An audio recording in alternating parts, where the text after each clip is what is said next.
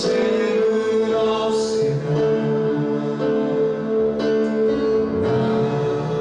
나니 아직 지심 없으나 나에게 행복가 있지 않으나 남이 없는 것 있으니 나의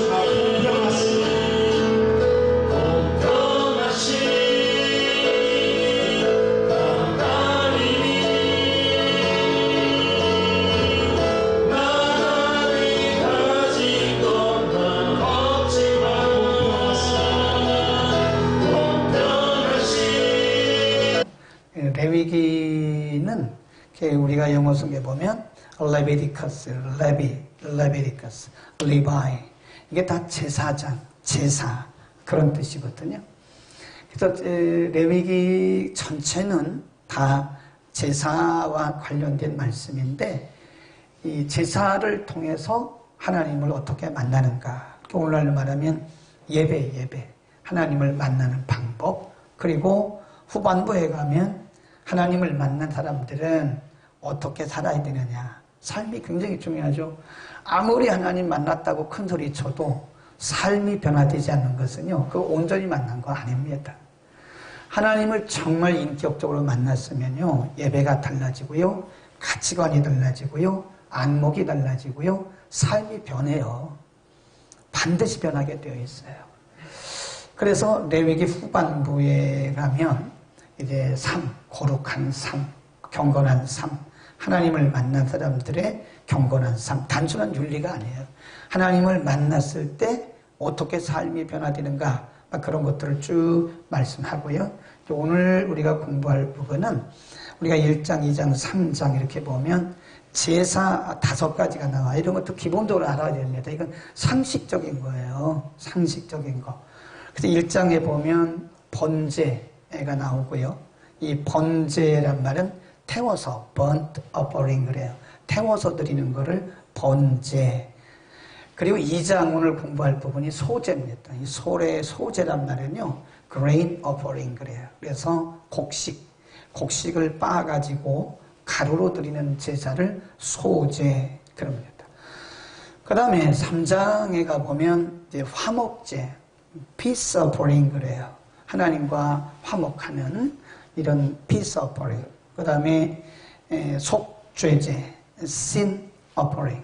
그래서 이게 속죄제, 또 속건제, guilt offering. 이렇게 이제 여러 가지 종류의 제사가 나오는데 오늘 우리가 공부할 제사는요, 5가지 중에서 2번째인데 5가지 제사는 모두 다 제물이 뭐냐면 짐승이에요. 아니면 비둘기.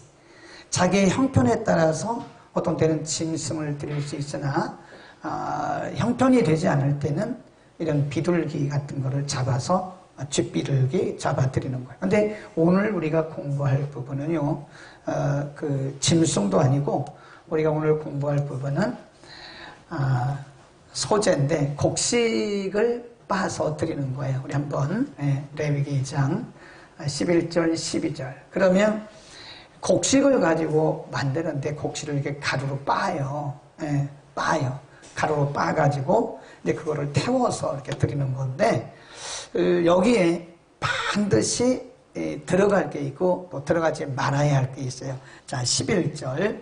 먼저 이 소제물에 들어가야 할 것이 있는데 첫 번째 11절입니다. 시작. 무릇 너희가 여호와께 드리는 소제물에는 모든 누룩을 넣지 말지니 너희가 누룩이나 꿀을 여호와께 화제로 드려 사르지 못할지니라.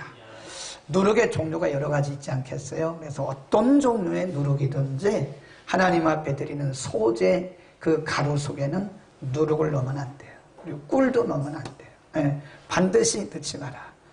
예를 들어서 이스라엘 백성들이 이제 소제를 가루로 이렇게 제물을 만들었는데 거기에 누룩을 넣잖아요. 그걸 하나님 안 받으세요. 그리고 꿀을 넣어도 안 받으세요. 반드시 누룩이나 꿀은 절대 넣지 마라. 그 다음에 넣어야 할 게 있어요. 13절 시작. 이 모든 소제물에 뭘 넣으라 그래요? 소금을 반드시 넣어라. 소금을 치라. 내 하나님의 언약의 소금을 내 소제에 뭐 하지 말아요? 빼지 마라. 그러니까 아무리 좋은 가루를 가지고 곱게 갈아서 소제물을 만들었어도 거기에 소금이 안 들어가면 하나님은 안 받으세요. 반드시 소금이 들어가야 되고 또 반대로 말하면 여기에 누룩이나 꿀이 들어가면 하나님이 거부하세요. 안 받으세요. 아까 서론에서 말씀드린 것처럼 레위기는요, 경건, 거룩, 하나님과의 만남, 하나님 앞에 나아가는 길을 가리키는 거예요. 그래서 이게 누룩과 소금, 이 소제를 드리는데 누룩을 넣지 마라. 꿀도 넣지 마라. 소금은 반드시 넣어야 소금을 빼면 안 된다. 이렇게 말씀하신 것은요, 우리의 거룩한 삶을 가르치기 위한 것이다. 자, 먼저 보면 소재물의 영적인 의미가 뭐냐, 이게 중요한 거죠. 그러면 이 누룩, 이것은 뭘 의미하는가? 우리 한번 신약 찾아볼까요? 거기다 간지를 껴놓고요. 신약에도 보면 예수님께서 누룩에 대한 말씀을 하셨어요. 자, 우리 마태복음으로 한번 가보겠습니다. 16장, 마태복음 16장 6절. 예수님이 제자들에게 하신 말씀, 시작. 예수께서 이르시되 삼가 바리새인과 사두개인들의 누룩. 그 누룩이 뭐냐?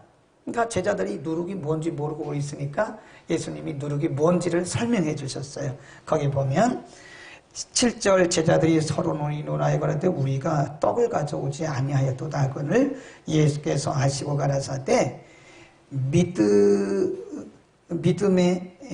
적은 자들아 어찌 떡이 없으므로 서로 의논하느냐, 그런 말씀하면서 어찌 내 말한 것에 떡에 관한 것이 아닌 줄을 알지 못하느냐, 오직 바리새인과 사두개인들의 누룩. 이게 뭐냐면 그들의 교리, 가르침을 얘기해요.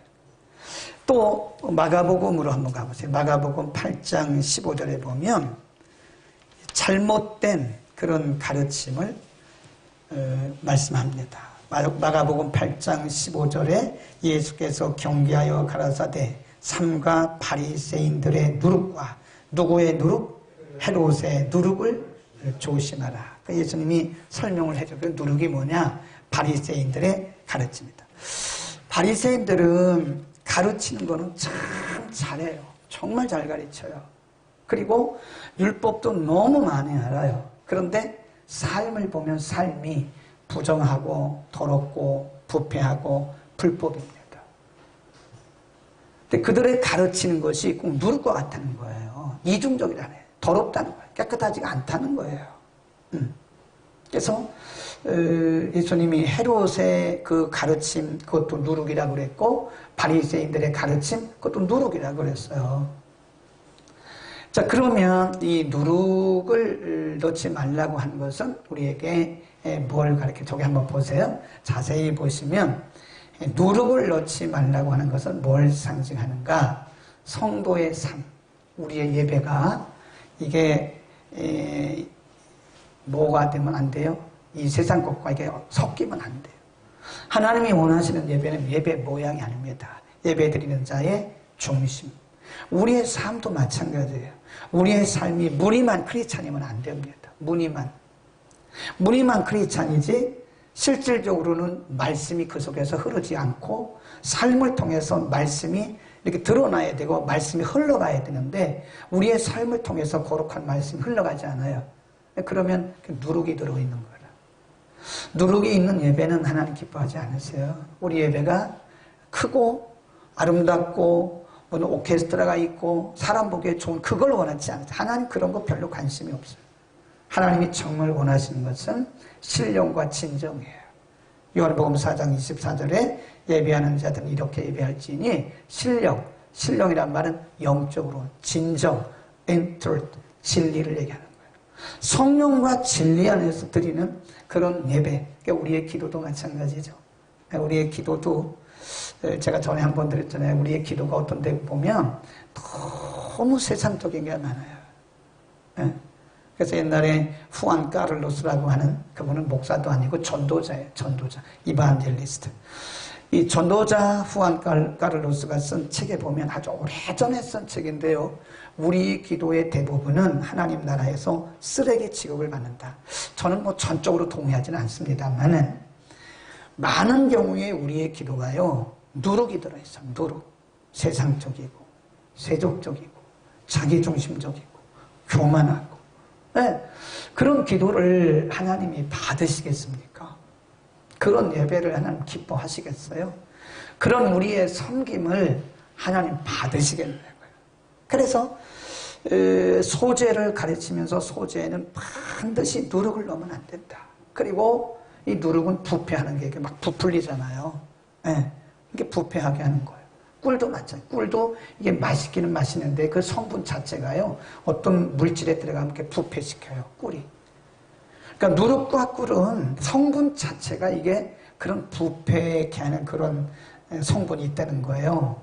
네, 한번 봅시다. 고린도 전서 5장으로 한번 가보세요. 사도 바울도 고린도 교회 성도들에게 그런 말씀을 했습니다. 고린도 전서 5장 7절. 고린도전서 5장 7절. 너희는 시작. 너희는 누룩 없는 자인데 새 덩어리가 되기 위하여 묵은 누룩을 내어버리라. 우리의 유월절 양 곧 그리스도께서 희생이 되셨느니라. 이러므로 우리가 명절을 지키되 묵은 누룩도 말고 배악하고 악독한 누룩도 말고 오직 순진함과 진실함에 누룩 없는 떡. 이게 순수한 하나님의 말씀을 얘기하는 거예요. 그러니까 지금 이 고린도 교회가요, 굉장히 머리 좋은 사람들이 많은 교회예요. 그러니까 파당이 있죠. 머리 안 좋은 사람은 파를 만들지 않습니다. 무슨 당. 이 고린도 교회는요, 예수파가 있었고 바울파가 있었고 아볼로파, 베드로파가 있어요. 그리고 고린도 교회는 은사가 굉장히 많이 나타나는 교회예요. 그런데도 불구하고 성숙하지 못한 교회예요. 고린도전서 3장에 보면 내가 그리스도 예수 안에서 너희를 어른을 대함같이 할 수 없어서 어린아이같이 대한다. 그런 말씀을 해요. 그런데 이 고린도 교회의 사도 바울이 왜 이런 누룩에 대한 말씀을 했느냐. 이 고린도 교회가요, 참 아주 신기한 교회입니다. 어떻게 그런데 은사가 나타나는지 몰라요. 네, 거기 보면 무상 숭배하는 사람도 있어요. 심지어는 교회 안에 근친 상간자도 있어요. 네, 친척끼리 결혼하는 그런 간음하는 사람도 있어요. 교회 안에 별 사람이 다 있다고요. 그런데 하나님이 참 어떻게 그런 교회에 증거를 보여주시려고 그러는지 그런 교회에 은사가 많이 나타났어요. 그럴 수도 있어요. 꼭 경건한 곳에만 은사가 나타나지 않습니다. 성령의 역사는 그들에게 하나님이 함께 하신다는 증거를 보이기 위해서 나타나는 거지 경건해서 나타나는 건 아니에요. 여러분, 우리가 은사 받았다고 해서 내가 남들보다 경건해서 은사 나타나, 그렇게 생각하면 안 됩니다. 하나님 우리에게 증거를 주시기 위한 것이다. 그러니까 여러분이 어떤 은사를 받았고 은사가 나타난다고 해서 내가 믿음이 남들보다 뛰어나다, 그렇게 생각하면 착각이에요. 착각. 굉장한 착각을 하고 살아가는 거예요. 응? 고린도 교회의 사도 바울이 말하기를 우리는 누룩 없는 떡이다. 그러면서 8절에 뭐라 그래요? 거기 보면 묵은 누룩도 말고 또 괴악하고 악독한 누룩도 말고 오직 순전함과 진실함에 누룩 없는 떡으로 하자. 그랬습니다. 여러분, 다시 이제 우리가 레위기 2장으로 가서 반드시 기억해야 할 것은 우리의 예배도 순전해야 됩니다. 이 누룩이 들어가면 안 돼요. 모양이 중요한 게 아니에요. 우리의 기도도 누룩이 들어가면 안 돼요. 우리의 삶도 누룩이 들어가면 안 돼요. 물론 우리가 은혜 받고 성령 충만하고 그리스도의 보혈로 이것이 씻어지는데 우리가 예수 믿고 나서 거듭난 이후에 또 우리가 관리를 해야 되는 것이 뭐냐면 누룩이 우리를 침범하지 못하도록 그렇게 해야 돼요. 누룩 없는 떡으로 섬길 수 있기를 바랍니다. 그 다음에 이제 또 한 가지는 소재물의 영적인 의미, 한 가지가 이제 소금을 반드시 넣으라고 그랬잖아요. 소금. 또 넘어갔다. 소금. 거기 한번 다시 보세요. 13절에 보면 내 모든 소재물에, 아까 11절에 보면 모든 누룩을 넣지 말라고 그랬고 13절에서는 내 모든 소재물에 소금을 넣어라. 소금을 내 소재에 빠지 않도록 해라. 반드시 소금을 넣어야 된다. 이 소금이라고 하는 것은요, 계약을 상징한다 그래요. 그 히브리 사람들은 있잖아요. 중요한 계약을 할 때 서로 소금을 먹는데요. 예. 그래서 너도 한 입, 나도 한 입. 그래서 소금 언약이라고 그래요. 소금 언약. 계약을 할 때 언약의 증표로 우리가 서로 신뢰한다. 우리가 서로 이 계약에 대해서 확실히 신뢰한다고 하는 증표로 서로 소금을 먹는다잖아요. 소금. 그래서 소금 한 조목씩 먹고 이제 우리는 언약을 맺었다. 요즘 같으면 사인하죠. 그 도장 찍죠. 근데 그때 당시는 소금을 먹음으로써 언약이 확정됐다고 하는 증거였다는 거예요. 아이가 나면 요즘이야 뭐 알코올솜 같은 거로 닦지만 그때 당시는요. 그 에스겔서에도 보면 그 이스라엘 백성들에 대해서 말씀하면서 소금으로 닦지 않았다 그런 얘기를 해요. 그때 당시 문화적으로 보면 소금으로 이 신생아가 태어나면 소금으로 이렇게 닦았다 그래요. 그래서 반드시 이 소재물에 소금을 넣어라. 이 말씀은 아까 말씀과 똑같은 거예요. 우리의 예배가 반드시 하나님과의 언약을 기억해야 됩니다. 그렇지 않으면 그 예배는요, 잘못하면 하나의 종교 예식이 될 수 있어요. 우리가 기도할 때도 반드시 소금 언약, 하나님의 언약과 말씀을 우리가 항상 전제하고 기억하고 기도해야 돼요. 그렇지 않으면 이방인의 기도와 똑같아요. 중언부언하는 기도가 바로 언약을 생각하지 않는 그런 기도. 우리의 섬김도 하나님의 언약, 하나님의 말씀, 하나님의 자녀됨에 근거해서 섬겨야지 아니면 그건 봉사활동입니다. 우리가 하는 것은 봉사활동이 아니에요. 섬김이에요, 섬김. 우리가 하는 것은 봉사활동이라고 생각하면 안 됩니다.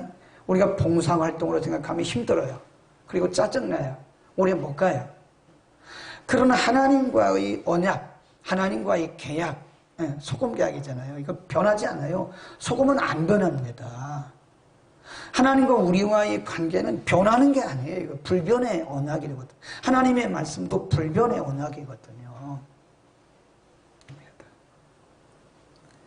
영원히 불변하는 약속인 하나님의 말씀이 운행하는 그런 말씀. 그래서 우리 개신교는요, 이게 말씀 강단이 항상 교회 중심에 있어요. 왜 그런지 아세요? 교회 강단을 교회 중심에 놓은 것은요, 교회 중심은 말씀이라는 것을 상징적으로 말하는 거예요. 근데 요즘에 어떤 교단에 보면 옆에 또 하나 놓고 거기서 사회 보고 그러는데 항상 강단은 가운데 있는 게 맞아요. 왜냐하면 하나님의 말씀이 우리 예배의 중심이고 우리의 삶의 중심이에요. 그러니까 말씀이 빠진 예배는 예배가 아니라니까요. 네, 우리끼리 모여서 세리머니 하는 거지. 그러니까 여러분 뭐 구역 예배든 무슨 예배든 다 예배거든요. 그냥 예배 끝나고 뭘 먹을 생각만 하면 안 돼요. 그냥 사각 깎아 먹고 삼각 깎아 먹고 그 교제만 하려고 생각하면 그거 아닙니다. 중요한 게 말씀이 있어야 돼요. 우리의 기도에도 영원히 불변하는 소금 언약 같은 하나님의 말씀이 우리 가운데 꼭 있어야 됩니다. 아멘. 그래서 우리가 이 영원 불변하는 소금은 변하지 않아요. 그래서 이런 말씀 한번 찾아볼까요? 예수님도 소금에 대한 말씀을 여러 번 하셨는데 마가복음 9장 50절에 보면 이런 말씀을 하셨어요. 마가복음 9장 50절 한번 읽겠습니다. 소금은 좋은 것이로되 만일 소금이 그 맛을 잃으면 무엇으로 이를 짜게 하리요. 여기까지는 하나예요. 여기까지는 하나고 또 뒤에 또 다른 말씀이 있어요. 너희 속에 뭘 두고? 소금을 두고. 소금을 치라. 너희 속에 소금을 두고 서로 뭐라고요? 화목하라. 네. 여러분 크리스찬의 사랑은 소금이 들어있는 사랑이어야 돼요.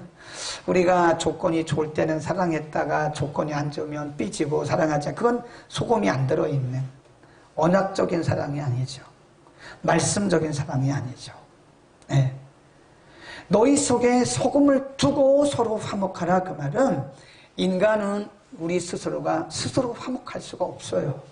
그래서 영원히 불변하신 그리스도의 말씀이 우리 가운데 들어있을 때 결코 그리고 기필코 우리는 진정한 성도의 화목을 이룰 수가 있는 것이다.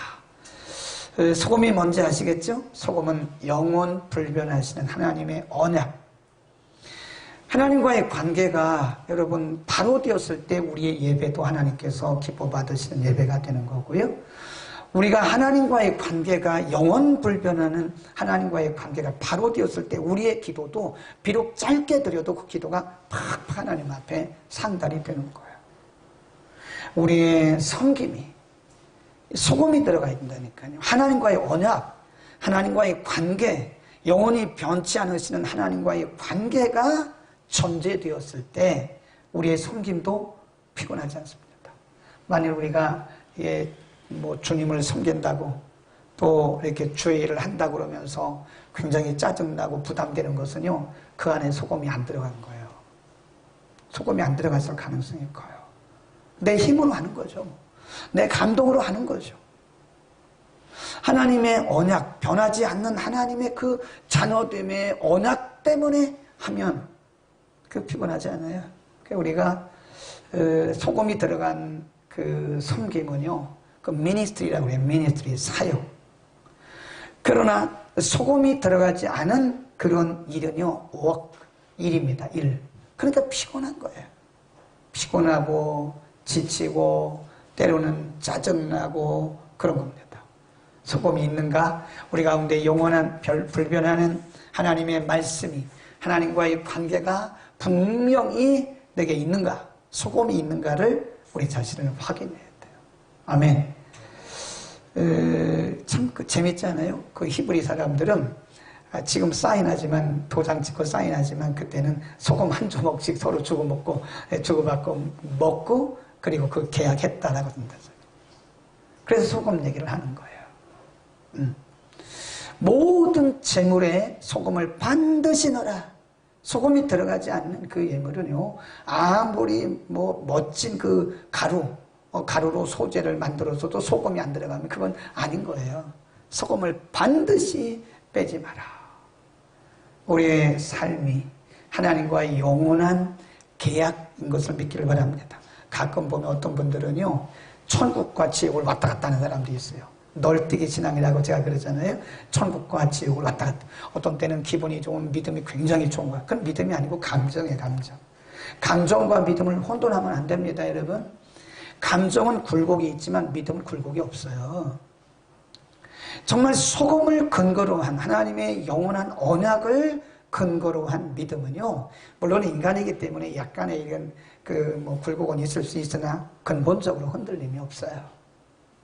중요한 것이 우리가 하나님의 언약, 영원 불변하시는 그 하나님의 언약을 우리가 전제하고 있느냐, 소금이 있느냐. 그 다음에 이 소금은 궁극적으로 뭘 상징하는가 하면요, 예수 그리스도의 순결하심과 무흠하심, 그리고 영원성을 상징합니다.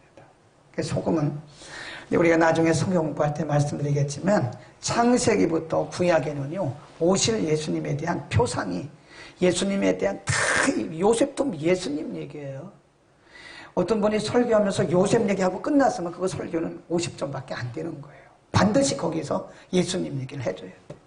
아브라함도 예수님 얘기예요. 그게 아브라함의 좋은 점만 배웠으면 그건 어떻게 보면 50점밖에 안 되는 거예요. 아브라함 속에 그리스도가 들어있는 거예요. 말라기 거기도 그리스도가 들어있는, 성전 거기도 그리스도가, 네. 이 제사 제물 다 그리스도가 거기 들어져 있는 거예요. 그래서 영원한, 우리를 위해서 영원히 드려진 제물이신 그리스도께서는 흠도 없고 점도 없고 영원하신, 우리를 위해서 영원히 드려진 제물이다 하는 것을 우리에게 가르쳐주는 것입니다. 아멘. 오늘 우리가 소제물을 만드는 방법을 공부했는데 되게 재미있었습니까? 되게 영적인 의미를 잘 캐치해야 돼요. 어떤 분들은 한 2가지만 가르쳐